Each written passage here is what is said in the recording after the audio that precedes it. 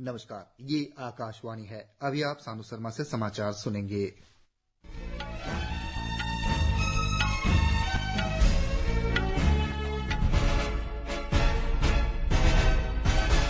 पहले मुख्य समाचार।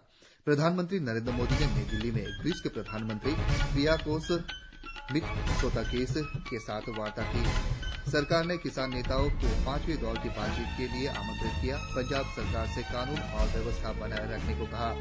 भारत और चीन ने सीमावर्ती क्षेत्रों में शांति बहाल के लिए कोर कमांडर स्तर की 21वें दौर की बैठक की।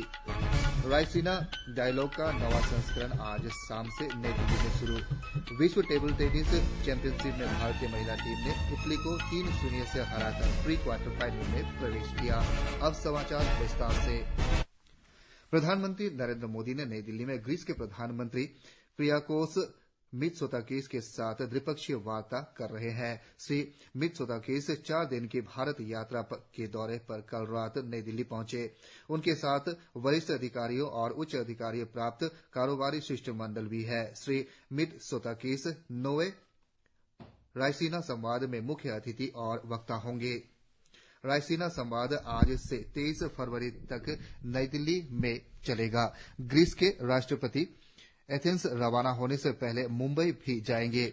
आज सुबह राष्ट्रपति भवन के प्रांगण में श्री मित्सोताकिस का औपचारिक स्वागत किया गया। उन्होंने राजघाट में महात्मा गांधी को श्रद्धा सुमन भी अर्पित किए। श्री मोदी उनके सम्मान में दोपहर का भोज भी देंगे। राष्ट्रीय अध्यक्ष या सरकार के स्तर पर 15 वर्ष बाद ग्रीस का कोई बड़ा नेता भारत आया है। इससे पहले ग्रीस के प्रधानमंत्री 2008 में भारत आए थे। विदेश मंत्रालय ने कहा है कि भारत ग्रीस संबंध पिछले वर्ष अगस्त में श्री मोदी की ग्रीस यात्रा के दौरान रणनीतिक साझेदारी तक पहुंच गए थे।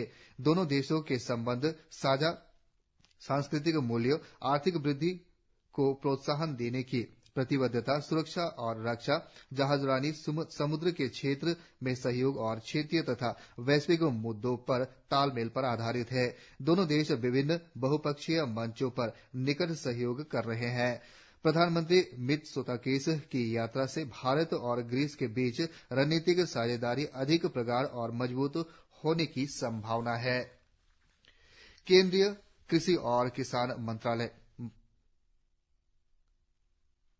केंद्रीय कृषि और किसान मंत्री अर्जुन मुंडा ने कहा है कि सरकार प्रदर्शनकारी किसानों के साथ न्यूनतम समर्थन मूल्य, फसल विविधीकरण, पराली और एफआईआर सहित सभी मुद्दों पर चर्चा के लिए तैयार है। सोशल मीडिया पोस्ट में श्री मुंडा ने किसान नेताओं को 5वें दौर की वार्ता के लिए आमंत्रित किया। उन्होंने प्रदर्शनकारियों से शांति बनाए रखने का आग्रह किया।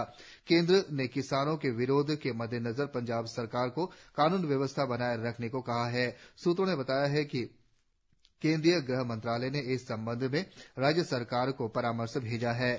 भारत और चीन के बीच कोर कमांडर स्तर की वार्ता 19 फरवरी को हुई। चुशुल मालदा सीमा पर बैठक में वार्ता का यह 21वां दौर था। विदेश मंत्रालय के बयान में कहा गया है कि बातचीत मैत्रीपूर्ण और सौहार्दपूर्ण माहौल में हुई। दोनों पक्ष प्रासंगिक सैन्य और कूटनीतिक माध्यमों से संवाद बनाए रखने पर सहमत हुए। दोनों देशों ने सीमावर्ती क्षेत्रों में शांति बनाए रखने की प्रतिबद्धता व्यक्त की। वार्ता के पिछले दौर में हुई विचार विमर्श भारत चीन सीमा क्षेत्रों में शांति बहाली के लिए पूर्व लद्दाख में वास्तविक नियंत्रण रेखा के निकट क्षेत्रों से सेना को पूरी तरह पीछे हटाने जैसे मुद्दे पर चर्चा हुई। प्रधानमंत्री नरेंद्र मोदी आज नई दिल्ली में 9वें रायसीना संवाद का उद्घाटन करेंगे। यूनान के प्रधानमंत्री क्रियाकोस मित्सोताकिस मुख्य अतिथि के रूप में शामिल होंगे और मुख्य भाषण देंगे। 3 दिन के रायसीना संवाद में मंत्रियों, पूर्व राष्ट्रीय अध्यक्षों और शासन अध्यक्षों, सेना कमांडरों, उद्योगपतियों, शिक्षाविदों, पत्रकारों और रणनीतिकारियों के विद्वानों सहित 100 से अधिक देशों के प्रतिनिधि शामिल होंगे।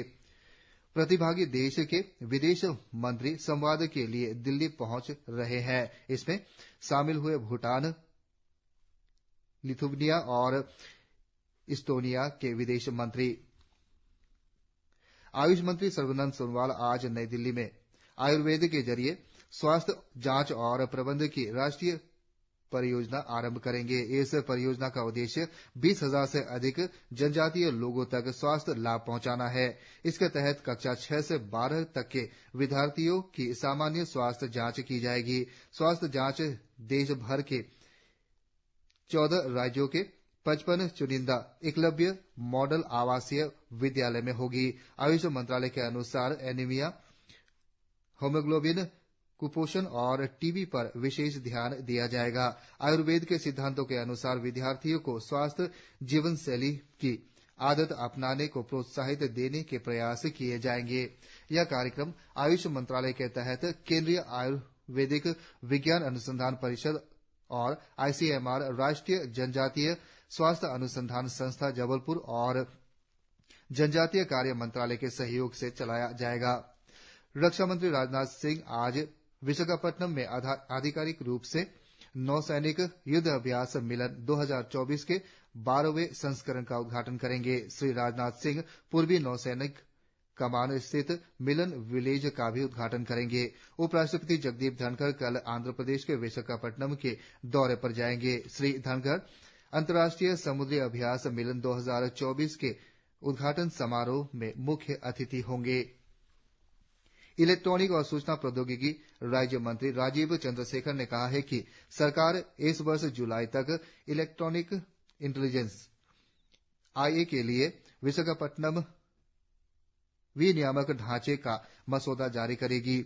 मुंबई में 2 दिन की नेस्कॉम लीडरशिप समिट के आरंभिक सत्र में श्री चंद्रशेखर ने कहा कि सरकार इस मसौदे पर कार्य कर रही है जो जून या जुलाई तक जारी कर दिया जाएगा। उन्होंने कहा कि इसका उद्देश्य आर्थिक वृद्धि के लिए आर्टिफिशियल इंटेलिजेंस की क्षमता का उपयोग करना और जोखिम तथा हानि की आशंका को कम करना है। श्री चंद्रशेखर ने कहा कि सरकार IA कुशल व्यक्ति बनने के लिए प्रतिबद्ध है। उन्होंने ऐसी वैश्विक शासन रूपरेखा के महत्व पर बल दिया जो सुरक्षा और विश्वास के साथ IA का उपयोग कर सके। बिहार के लखीसराय जिले के बिहरारूरा गांव के पास आज तड़के लखीसराय सिकंदरा राजमार्ग पर तेज रफ्तार ट्रक से एक ऑटो रिक्शा की आमने सामने की टक्कर में 9 लोगों की मृत्यु हो गई और 6 घायल हो गए। प्रधानमंत्री नरेंद्र मोदी ने दुर्घटना में लोगों की मृत्यु पर दुख व्यक्त किया है। श्री मोदी ने सोशल मीडिया पोस्ट में मृतकों के परिजनों के प्रति संवेदना व्यक्त की और सभी घायलों के शीघ्र स्वस्थ होने की कामना की। प्रधानमंत्री ने कहा कि स्थानीय प्रशासन पीड़ितों को हर संभव सहायता प्रदान कर रहा है। सामाजिक न्याय और अधिकारिता मंत्री डॉक्टर वीरेंद्र कुमार आज नई दिल्ली में कई नई अत्याधुनिक दिव्यांग पुनर्वास सुविधाओं का उद्घाटन करेंगे। मंत्रालय ने कहा है कि यह पहल दिव्यांग व्यक्तियों के लिए समावेशिता और सशक्तिकरण को बढ़ावा देने के लिए सरकार की अटूट प्रतिबद्धता को रेखांकित करती है। मुख्य सुविधाओं में दावणगेरे कर्नाटक, गोरखपुर में कंपोजिट केंद्र CRC और कटक में व्यावसायिक प्रशिक्षण केंद्र और हॉस्टल की सुविधा पटना, गुवाहाटी CRC में होगी। भारतीय जनता पार्टी के अध्यक्ष JP नड्डा और पार्टी के 3 उम्मीदवारों को गुजरात के राज्यसभा के लिए निर्विरोध निर्वाचित किया गया। इसमें श्री नड्डा के अलावा गोविंद भाई ढोलकिया, जसवंत सिंह परमार और मयंक नायक शामिल हैं। मध्य प्रदेश की 5 राज्यसभा सीटों के लिए भाजपा के 4 उम्मीदवारों में केंद्रीय सूचना और प्रसारण राज्य मंत्री डॉक्टर L मुरुगन, उमेश नाथ महाराज, बंसीलाल गुर्जर और श्रीमती माया नरोलिया तथा कांग्रेस के अशोक निर्विरोध चुने गए। राजस्थान में भारतीय जनता पार्टी के 2 उम्मीदवार चुन्नीलाल गरासिया, मदन राठौर और कांग्रेस के सोनिया गांधी को निर्विरोध निर्वाचित किया गया। दक्षिण कोरिया के बुसान में विश्व टेबल टेनिस चैंपियनशिप में भारतीय महिला टीम ने आज इटली को 3-0 से हराकर प्री क्वार्टर फाइनल में प्रवेश किया। भारतीय समय अनुसार आज दोपहर 1:30 बजे भारत का मुकाबला चीनी ताइपे से होगा। इस जीत के साथ ही महिला टीम 2024 पेरिस ओलंपिक के लिए क्वालीफाई कर लेगी। इसी के साथ यह समाचार बुलेटिन समाप्त हुआ। नमस्कार।